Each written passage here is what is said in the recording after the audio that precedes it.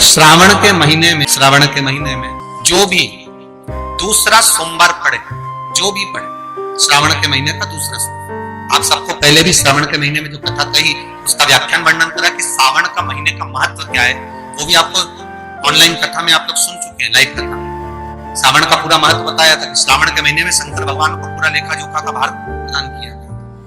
दूसरा सोमवार श्रावण के महीने का जो दूसरा सोमवार होता है, उस दूसरे सोमवार में रात्रि के समय पर, अर्थात शास्त्र अब घड़ी और पल का स्मरण करेंगे तो रात्रि के बजेंगे 10 से 12 बजे, 10 से 12 के बीच धतूरे के साथ बाबा को शूल समर्पित होता है।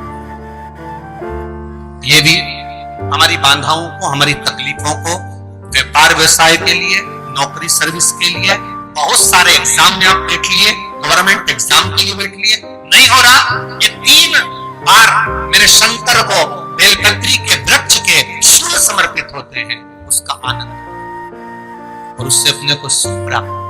पार्वती प्रसन्न हो जाती है, बाबा भोलेनाथ के चरणों में कहती है, बाबा आपने कहा कि मेरे भीतर जिस समय आपने तप करा तो आपसे रुद्राक्ष का पौधा उत्पन्न हुआ, और मेरे तप करने से ये बेलपत्री का जो पौधा उत्पन्न हुआ, इसके शूल का सुख पाया, इसके शूल का सुख मुझे प्राप्त हुआ, आनंद मुझे प्राप्त हुआ है।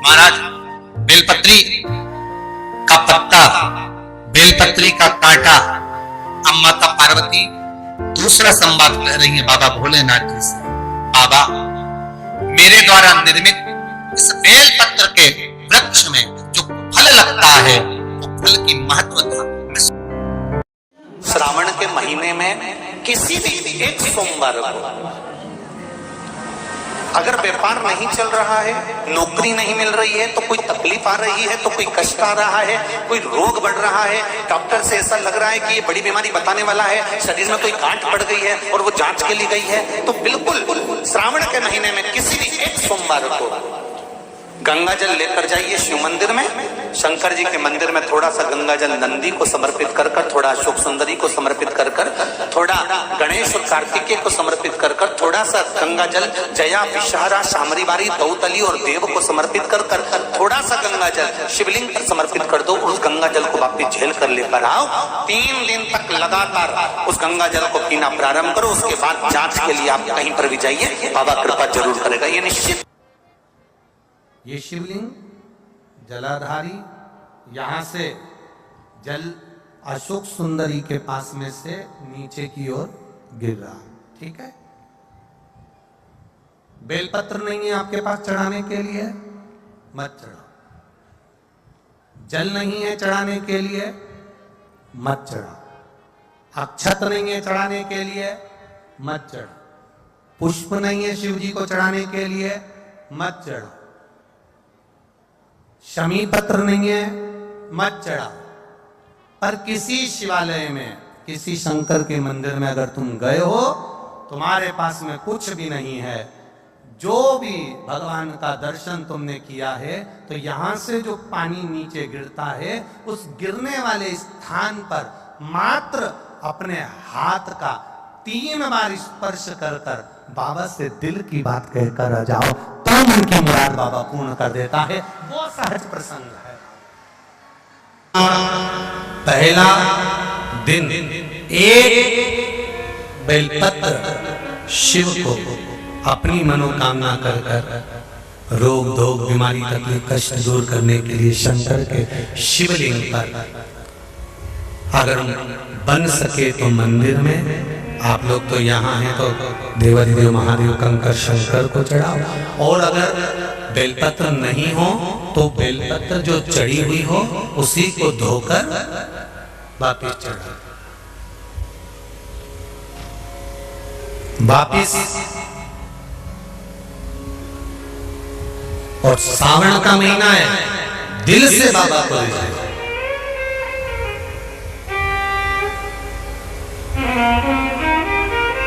हम धर्म करने के चक्कर में, परमात्मा के भजन के चक्कर में किसी का अपमान ना करें। इसका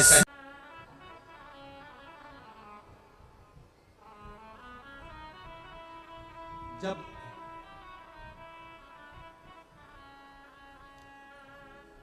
सारी दुनिया की ठोकर खा लो, सारी दुनिया के हाथ जोड़ लो, सारी दुनिया से निवेदन कर लो, और उसके बाद भी तुम्हारी दुख की घड़ी समाप्त नहीं हो, तब प्रयास करना तुम्हारे घर में कोई गमला हो, कोई पौधा लगा हो, जो भी पौधा लगा, हम ये नहीं कहेंगे कि वो गुलाब का है कि गेंदा का है कि शमी का है कि बेलपत्री का है, जो पौधा तुम्हारे घर में लगा, जो पौधा, एक प्रयास करना।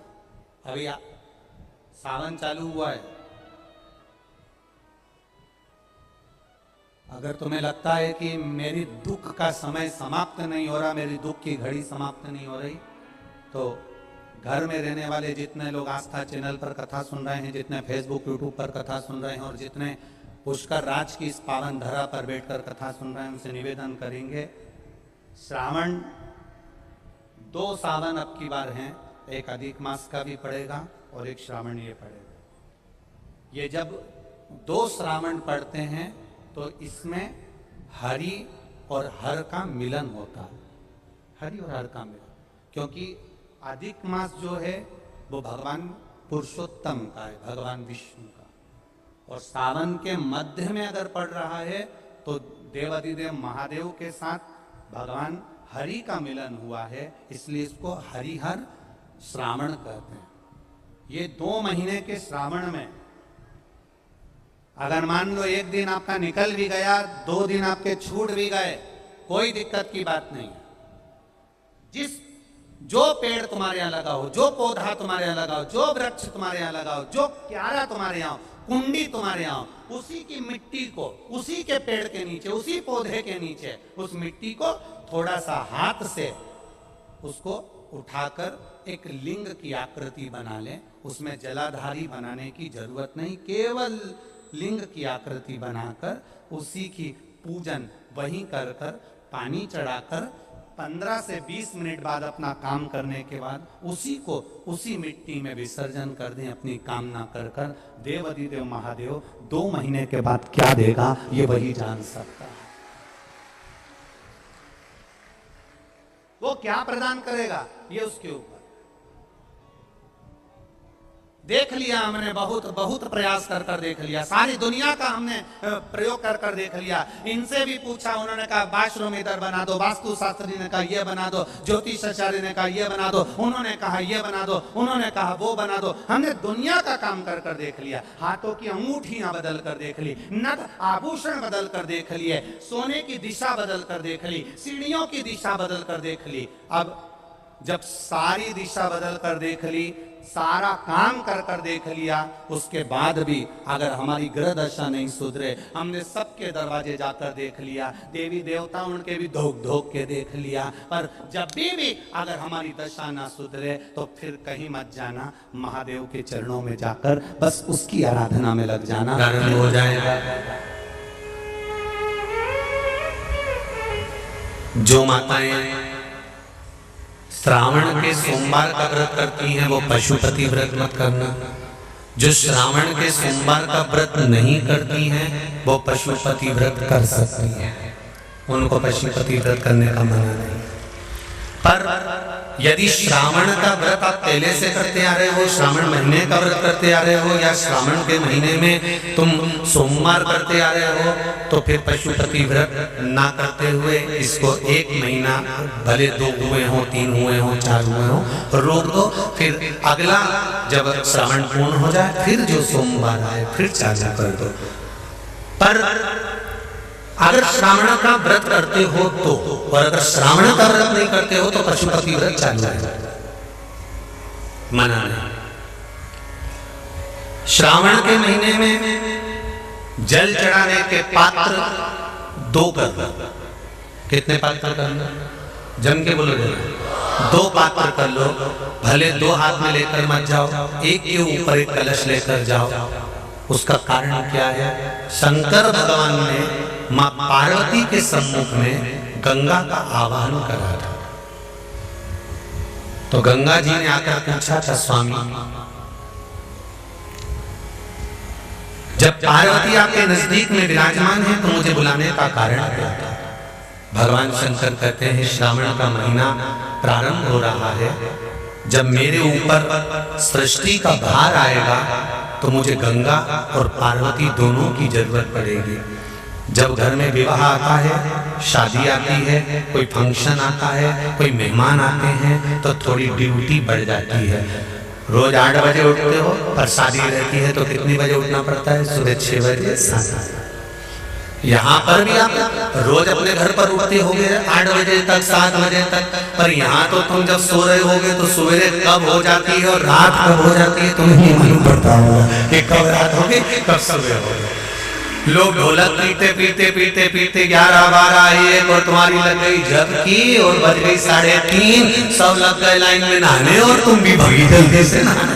अब नहाने भी कहा जाए तो माता इतनी चतुर, उन्हें का बरसती हो रही है जल की। भगवान भी सोच समझ के पानी गिराता था, 3 बजे से गिराना चालू करता था 6 बजे तक। उस बीच में भगवान को भी मालूम है मिश्रा जी कहाँ से नल लाएगा, इसलिए उन्होंने चारों तरफ से पानी गिराया। बोलो सही है कि गलत है?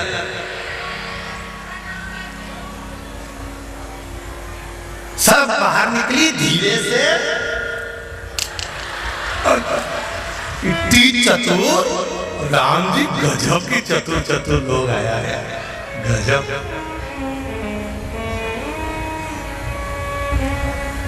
पर एक बात कहूंगा, दिल लेकर आए हो, मेरा महादेव भी तुमको दिल से लुटाएगा। दिल लेकर आए हो। कल हम जब आप लोगों से मिलने, हमारा नियम है जो हम जहाँ भी कथा भी करते हैं, चाहे रायसेन करी हो, चाहे सागर करी हो, चाहे जहाँ कथा करते हैं वहाँ रात में जो लोग रुकते हैं उनसे प्रयास रहता है कि थोड़ा मिले। एक नियम बना रखा, भले वो 1,00,000 लोग हों, 25,000 हो, 50, और जितने टेंट लगते हैं सब में मिलने का मन करता है। आपसे कल भी मिलने आए थे और कई लोगों की आंख में आंसू भी थे, कई लोगों के हृदय भी नम थे कि हम अब कल चले जाएंगे। पर दुख मत करना,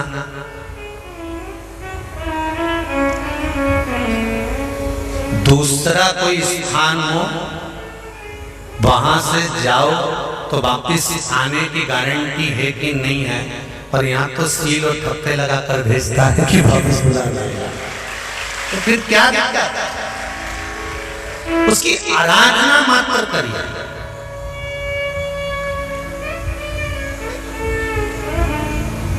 खूब धनपति भी बैठे हैं, खूब, आप लोगों में कोई कमी नहीं है। किसी की यहाँ जमीन है तो किसी की गाड़ी है, तो किसी का बंगला है, किसी की सत्ता है, किसी का आनंद है, बहुत बैठे हैं। पर आप लोगों ने 7 दिन जो कथा, एक ये पटिया लगा हुआ है, तख्ता लगा हुआ है, और उस पर आराम से सोकर 7 दिन कथा का रस स्वादन जो करा है वो जिंदगी भर नहीं भूल पाओगे। बाबा इतना देगा कि आप लोग उसकी कृपा ही बरसती है।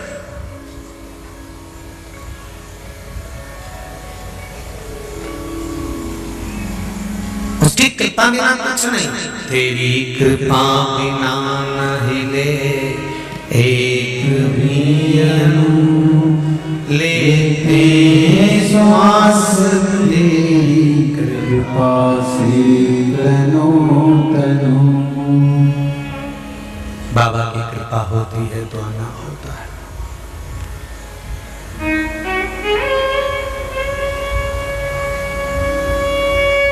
कोई नेपाल से, कोई झारखंड से, कोई उत्तराखंड से, कोई चेन्नई से, ना जाने कहां कहां से पधारे, कोलकाता से। शिव कावड़ का जल लेकर, हाथ में जल लेकर, जितने कदम चलकर हम शंकर के मंदिर तक या बेलपत्र के वृक्ष तक जाते हैं, जितने कदम चलते हैं उतने तीर्थ हम पार कर शिव के नजदीक पहुंच जाते हैं।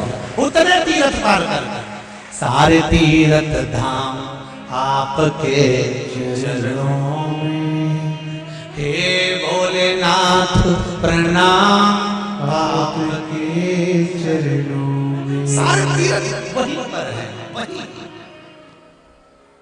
पहले कथा में कहा 33 कोटि देवता शिव जी के शिवलिंग के पास, 33 कोटि, पूरा परिवार तो है ही, 33 कोटि देवता जहां से जल निकलता वहां विराजमान होते। तो देवता सब वहीं पर है, तो वैकुंठ कहां होगा?